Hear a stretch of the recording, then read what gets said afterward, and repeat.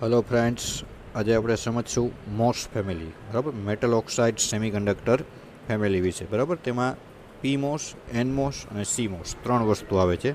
જેમ આપણે આગળ ટ્રાન્ઝિસ્ટર આવ્યા હતા, બીજેટી ટ્રાન્ઝિસ્ટરના બે ટાઈપ હતા, એનપી અને પીએનપી, બરાબર છે. પછી એફઈટી આપણે જોઈ હતી એક લેક્ચરમાં, એન ચેનલ એફઈટી અને બી ચેનલ એફઈટી. એવી રીતના મોસ ફેમિલીમાં ત્રણ વસ્તુ આવે છે: પીમોસ, એનમોસ અને સીમોસ. સી એટલે કોમ્પ્લિમેન્ટરી મોસ. પહેલાં આપણે જોઈએ પીમોસ વિશે, બરાબર છે. તો ઓલમોસ્ટ એફઈટી જેવો જ સિમ્બોલ છે. અંદરની સાઈડ, પાછળની સાઈડ ગેટ, ઉપર ડ્રેઇન, નીચે સોર્સ. પીમોસનો સિમ્બોલમાં એરો બહાર નીકળે છે. એરો ક્યાં બતાવવાનો છે? તો કે વચમાં, સબટ્રેકમાંથી.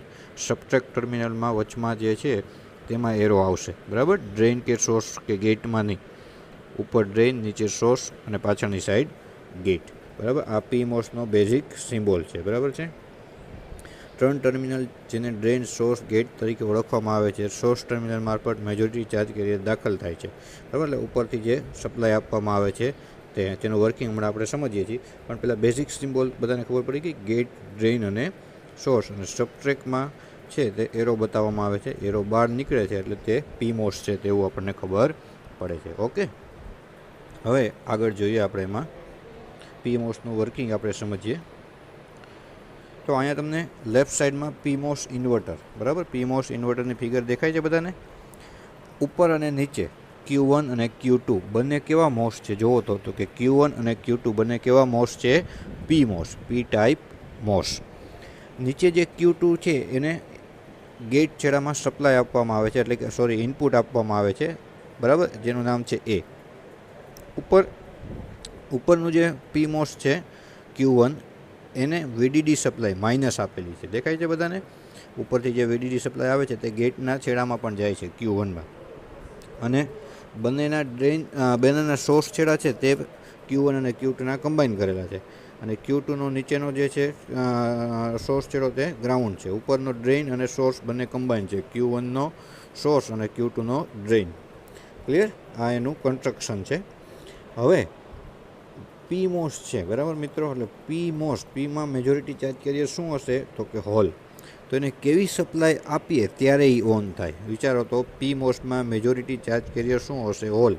તો હોલને હોય તો એને કેવી સપ્લાય આપીએ ત્યારે ઓન થાય? તો કે નેગેટિવ સપ્લાય, બરાબર. એટલે જ તમે જુઓ Q1 ઉપરનું જે છે પીમોસ, તેના ગેટમાં માઇનસ વીડીડી સપ્લાય આપેલી છે. વીડીડી માઇનસ લખેલા છે, દેખાય છે બધાને. એટલે કે સપ્લાય કેવી છે? નેગેટિવ છે. ત્યાં પ્લસ વીડીડી નથી મિત્રો, ખાસ જોજો, માઇનસ વીડીડી છે, કારણ કે નેગેટિવ સપ્લાય આપવામાં આવે છે. રેડી? હવે તમે જુઓ તો પીમોસ ઉપરનું જે છે Q1 તે કન્ટિન્યુ ઓન જ રહેશે. શું કામ કન્ટિન્યુ ઓન રહેશે? તો કે તેના ગેટ છેડામાં કેવી સપ્લાય મળે છે? તો કે નેગેટિવ સપ્લાય કન્ટિન્યુ મેળા જ કરે છે. એટલે ઉપરનું જે પીમોસ છે તે કન્ટિન્યુ શું રહેશે? તો કે ઓન જ રહેશે, બરાબર છે, Q1. હવે નીચે આપણે વાત કરીએ, આપણે આઉટપુટ ક્યાંથી લઈએ છીએ? તો કે જે ઉપરના Q1નો સોર્સ અને Q2નો ડ્રેઇન જ્યાં કનેક્ટ કરેલા છે ત્યાંથી આપણે આઉટપુટ લેવાનું છે. હવે જુઓ, નીચે ઇનપુટ જ્યાં આપેલું છે Q2માં, ત્યારે ત્યાં પહેલી વખત ફોર એક્ઝામ્પલ પોઝિટિવ સપ્લાય આવે છે, બરાબર, પોઝિટિવ પ્લસ સપ્લાય. હવે પોઝિટિવ સપ્લાય આવે એટલે એ પીમોસ છે, તો ઓન થાય? તો કે ન થાય. ઉપરનું Q2 છે એ ઓન થશે નહીં. જ્યારે ઇનપુટમાં પોઝિટિવ સપ્લાય આપો ત્યારે Q2 ઓન ન થાય. Q1 તો કન્ટિન્યુ ઓન જ છે. હવે Q2 ઓન ન થયું નીચેનું, એટલે જે ઉપરથી જે વીડીડી સપ્લાય આવી બધી Q1માં જશે અને બહાર આઉટપુટમાં મળી જશે. જ્યાં એ બહાર લખેલો છે ત્યાં આપણને આઉટપુટ મળશે. ક્લિયર? હવે શું થશે? તો કે જ્યારે નેગેટિવ સપ્લાય આવશે ઇનપુટમાં, જ્યારે નેગેટિવ સપ્લાય આવશે ત્યારે ત્યારે Q2 ઓન થઈ જશે, કારણ કે પીમોસ છે, મેજોરિટી ચાર્જ કેરિયર હોલ હશે એમાં, બરાબર છે. એટલે હવે Q2 ઓન થાય તો ઉપરનું Q1 તો કન્ટિન્યુ ઓન જ છે. એટલે ઉપરથી જે બધી વીડીડી સપ્લાય આવતી હોય તે પહેલાં નીચે નહોતી જતી, પણ હવે Q2 ઓન થઈ ગયું એટલે નીચેની સાઈડ જશે અને ગ્રાઉન્ડ થઈ જશે. એટલે ત્યારે આઉટપુટમાં કાંઈ મળશે નહીં. એટલે આઉટપુટ શું મળશે? 0 મળશે. સમજાણું? પોઝિટિવ સપ્લાયમાં આઉટપુટ છે એ માઇનસ વીડીડી મળે. નેગેટિવ સપ્લાયમાં છે એ આઉટપુટ શું મળે છે? તો કે નેગેટિવ સપ્લાય આવશે ત્યારે આઉટપુટ શું મળશે? તો કે 0 મળશે. ક્લિયર? આ જે બાજુના બે પેરેગ્રાફ દેખાય છે તે જ એનું એક્સપ્લેનેશન છે. મેં તમને જે સમજાવ્યું એ જ, બરાબર. મોસ્ટ આઈએમપી ક્વેશ્ચન છે. પીમોસ, ફિગર, સિમ્બોલ અને આ બે પેરેગ્રાફ તમે ડ્રો કરો એટલે આરામથી 4 થી 7 માર્ક મળે, બરાબર. જોઈએ આપણે એમાં પણ વાંચી લઈ. મોસ્ફેટ Q2 સ્વિચિંગ ટ્રાન્ઝિસ્ટર તરીકે કામ કરે છે અને Q1 છે તે એક્ટિવ લોડ તરીકે કાર્ય કરે છે. બરાબર છે. વર્કિંગમાં હમણાં મેં તમને જેમ સમજાવ્યું તેમ જ જ્યારે ઇનપુટમાં ઓપન સર્કિટ હોય અથવા તો ઇનપુટમાં ગ્રાઉન્ડ આપવામાં આવે એટલે કે નેગેટિવ સપ્લાય આપવામાં આવે ત્યારે ટ્રાન્ઝિસ્ટર કંડક્ટ કરતો નથી. બરાબર છે. પણ અને આઉટપુટ માઇનસ VDD જેટલો છે. જ્યારે ઇનપુટ છેડો કેવો છે, નેગેટિવ રાખવામાં આવે ત્યારે ટ્રાન્ઝિસ્ટર Q2 કંડક્ટ કરે છે અને આઉટપુટ કેવું થાય છે, 0, કારણ કે બધું આઉટપુટ ક્યાં હોય જાય, ગ્રાઉન્ડ થઈ જાય, ત્યારે આઉટપુટમાં કાંઈ મળે નહીં. તો આ બેઝિક PMOSનું વર્કિંગ હતું. બરાબર છે. આગળ હવે એના જેવું જ આપણે જોઈએ NMOS. તો જુઓ તો મિત્રો, PMOS જેવી જ સેમ ફિગર રાઈટ સાઈડમાં દેખાય છે બધાને. બરાબર. સેમ ટુ સેમ PMOS જેવું, ખાલી ફેર કેટલો છે તો કે PMOSની જગ્યાએ શું આવી ગયું, NMOS. કેમ ખબર પડે તો કે એરો ક્યાં જાય છે, સબટ્રેકમાં જે એરો દેખાય છે તે એરો અંદરની સાઈડ છે એટલે તે QMOS છે મિત્રો, તો કે NMOS છે. બરાબર છે. સેમ. હવે આમાં ફેર કેટલો છે તો કે PMOSમાં તમે જોયું હતું માઇનસ VDD સપ્લાય હતી ઉપર, જ્યારે અહીંયા કેવી સપ્લાય છે, પ્લસ VDD. શું કામ તો કે PMOS હતું એમાં મેજોરિટી ચાર્જ કેરિયર શું હોય, હોલ, એટલે એના ગેટમાં નેગેટિવ સપ્લાય મળે તો જ એ ઓન થાય. જ્યારે આમાં પ્લસ VDD સપ્લાય મળશે એના ગેટમાં તો ને તો જ તે ઓન થશે. બરાબર છે. એટલે જો ઉપર Q1ના ગેટમાં જે પ્લસ VDD જાય છે તે કેવી VDD કેવી છે, પ્લસ છે. બાકી સેમ ફરીથી આમાં જેમ આપણે જોયું તો એમ જ આમાં વર્કિંગ સમજીએ. બરાબર. તો કે બંને ડ્રેઇન ને સોર્સ બંને કનેક્ટ કરેલા છે Q1 અને Q2ના. ક્લિયર. હવે શું થશે પ્રોસેસ, સેમ વસ્તુ. એ ઇનપુટ છે તે પોઝિટિવ હશે ત્યારે, તો કે ઇનપુટ પોઝિટિવ હશે એટલે શું થશે તો કે N ટાઈપ NMOS છે. NMOS એટલે મેજોરિટી ચાર્જ કેરિયર ઇલેક્ટ્રોન. તો જ્યારે ઇનપુટ પોઝિટિવ હશે એટલે NMOS PMOSમાં શું થતું, પોઝિટિવમાં નહોતું ઓન થતું, નેગેટિવમાં ઓન થતું. જ્યારે આમાં ઉલટું, ઇનપુટ પોઝિટિવ હશે એટલે NMOS શું થઈ જશે, ઓન થશે. જો જ્યારે ઇનપુટ 0 છે ત્યારે Q2 કંડક્ટ કરતો નથી. તમે બાજુનો પેરેગ્રાફ વાંચો, બીજો પેરેગ્રાફ. જ્યારે ઇનપુટ 0 છે, 0 એટલે પહેલાં આપણે નેગેટિવ લઈ ચાલો. જ્યારે ઇનપુટ 0 છે તો Q2 કંડક્ટ થતો નથી એટલે Q2 ઓન થાય નહીં. Q2 ઓન ન થાય એટલે પ્લસ જે VDD ઉપરથી જે સપ્લાય આવે છે એ બધી નીચે જઈ શકે નહીં, કારણ કે Q2 તો શું છે, ઓફ છે. એટલે બધી આઉટપુટમાં મળી જાય એ બાર. એટલે ત્યારે આઉટપુટ કેટલું મળે તો કે ઉપરથી જેટલું આવે છે તેટલું જ પ્લસ VDD, એટલે કે લોજિક 1 મળે છે તેવું પણ તમે કહી શકો. હવે બીજી પ્રોસેસ, ઇનપુટમાં જ્યારે હવે પોઝિટિવ વોલ્ટેજ આપવામાં આવે છે. બરાબર. પહેલાં નેગેટિવ એટલે કે 0 આપ્યા હતા, હવે લોજિક 1 આપો તમે ઇનપુટમાં, એટલે કે પોઝિટિવ સપ્લાય આપો તો NMOS છે, મેજોરિટી ચાર્જ કેરિયર ઇલેક્ટ્રોન છે, એટલે હવે એ ઓન થઈ જશે. બરાબર. જ્યારે ઇનપુટમાં પોઝિટિવ સપ્લાય આપો ત્યારે તે ઓન થાય. Q2 ઓન થાય એટલે ઉપરથી જે પ્લસ VDD સપ્લાય આવતી હોય તે બધી ક્યાં વહી જાય, આઉટપુટ બાજુનું જાય, Q2માં વહી જાય અને શું થઈ જાય, ગ્રાઉન્ડ થઈ જાય. એટલે ત્યારે આઉટપુટમાં શું મળે, કાંઈ ન મળે. તો ત્યારે આઉટપુટ શું મળે, 0 મળે.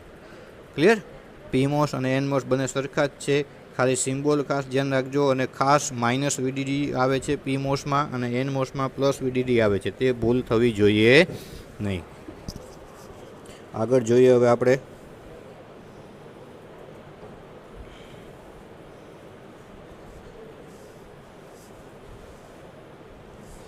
બરાબર CMOS, કોમ્પ્લિમેન્ટરી MOS.